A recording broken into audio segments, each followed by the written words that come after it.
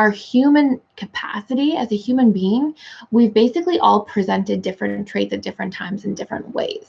Okay, so we've all had this experience where, sometimes you can be funny, sometimes you can be serious, sometimes you can be strong, sometimes you can be more timid. All of these different parts of our humanness exist within the whole, but we tend to start identifying with traits over the course of our lives that we are conditioned, especially early on, are good.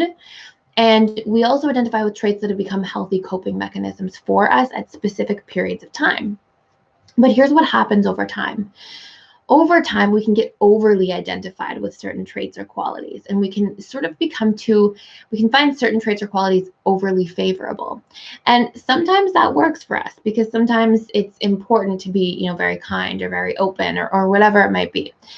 But there's something I always say, and it's like everything is a strength until it becomes a weakness. And so everything can be a strength, but if we over-identify, if we attach to something, if we latch it on, if we refuse to be other than, then what often happens is long-term, we end up repressing parts of ourselves that might be useful in different types of scenarios. And so there's this concept or idea that basically says, let's say you go through your conditioning process. You can think of the shadow as the negative traits that are pushed into the subconscious mind that you have been repressing because of programmed perceptions you adopted in childhood that, oh, those traits are bad. So let's just look at a really clear example. So maybe as a child, you thought that maybe you got conditioned that children are supposed to be seen and not heard.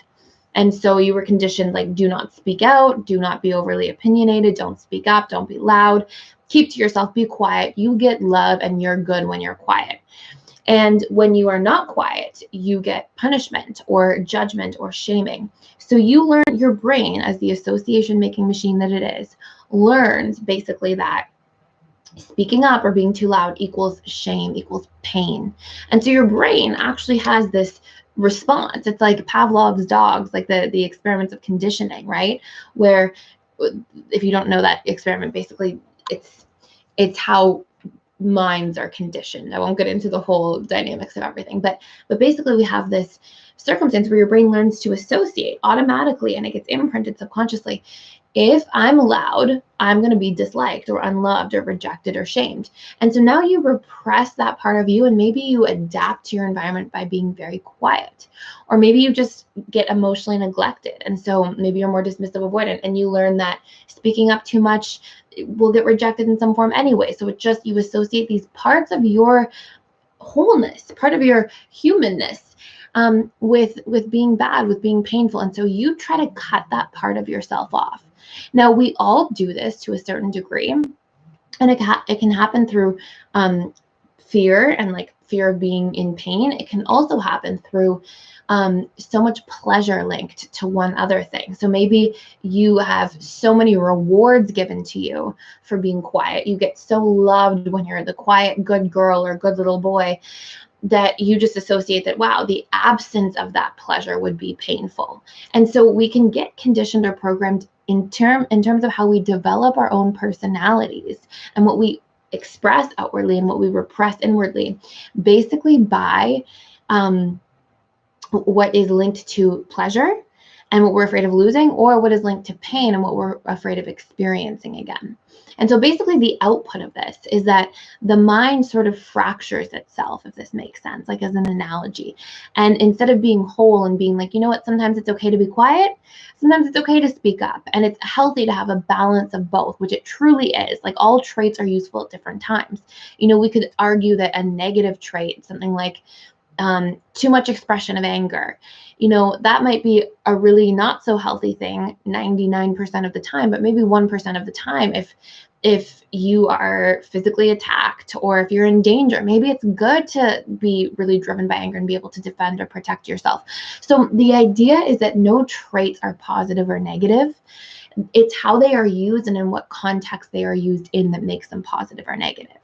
And so that's like the essence of our wholeness. But then the shadow becomes the part of ourselves that we've deemed negative as a whole because of conditioned circumstances we went through. And now we enter into a space where we've actually pushed parts of ourselves down, and we've fractured ourselves to a certain degree into different parts and repressed these parts into the subconscious mind.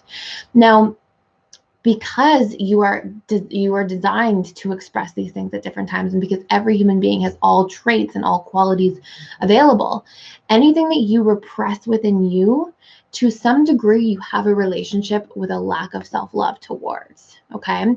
And these things, these traits, the moment you make parts of yourself bad, you develop core wounds around these things. You feel like parts of you are unworthy. The denser your shadow, the more repressed traits, generally, the more you struggle with unworthiness. Generally, the more you struggle with self-love.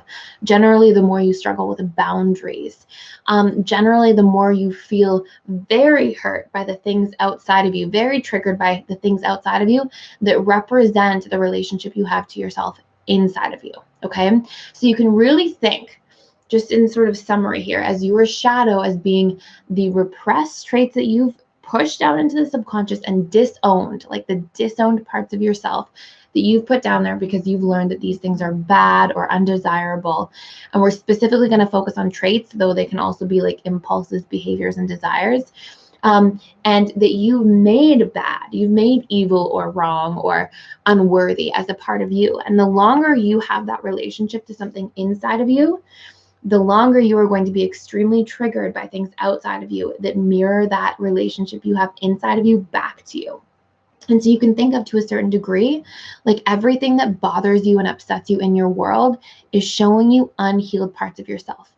Your whole world, your whole external experience is just mirroring to you parts of the relationship you have to yourself and your internal world. Okay. So we're going to go into today like a little bit about what this deeply means, how to find these parts, what to do with them, and how to really integrate these pieces that we might have fragmented long ago, and the parts of ourselves that we've disowned, rejected, exiled, pushed away, and what we can do about this or with this to create healing and self-love and deeper self-worth. Yes, absolutely, Rachel. So webinars have been so deep lately. I've been writing down time markers so I can rewatch certain sections to take notes and really sit with the material. That's fantastic. I highly recommend doing that. If there's anything in these webinars that stands out to you guys, definitely do that. And they're all posted in the members lounge. Hi, Joy. And I hope that explained, Liz, some of what shadow work is. Hi, Samir from Venezuela. Welcome. I've seen you a lot in here lately. I'm happy you're here. So, indecisiveness, beautiful. I love that. That's a fantastic topic, Annette. Beautiful. Hi, Furea. Okay, so I'm going to answer 2 more questions, then we're going to dive into, so how we're going to frame this today is once you're sort of aware of what your shadow is, we're going to figure out how to find different shadow parts, okay, and what that really means.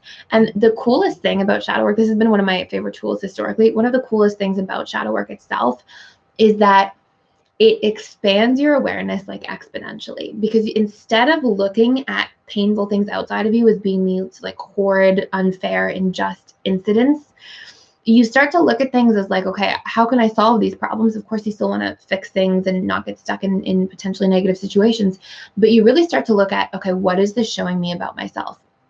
And when you can change that relationship dynamic so that things are empowering you and showing you yourself, this is when you start to be able to heal so much more quickly. So there's different ways that your shadow appears.